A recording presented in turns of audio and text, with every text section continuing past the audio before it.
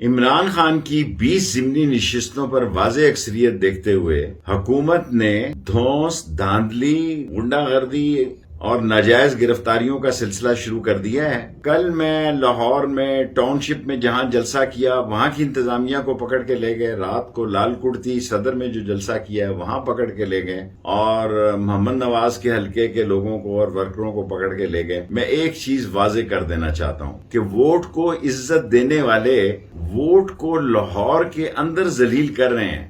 دھاندلی بھٹو نے بھی کی تھی، لیکن اس کا جو انجام ہوا تھا اس کو بھولیے گا مت۔ اور اگر کوئی یہ شخص سمجھتا ہے کہ ہارنا سیاست میں اس سے زیادہ بری بات دھونس، دھاندلی، غنڈہ گردی اور انارکی پھیلانا ہے، اور میں تمام لوگوں سے اپیل کرتا ہوں کہ قوم کے جذبات کی توہین نہ کی جائے۔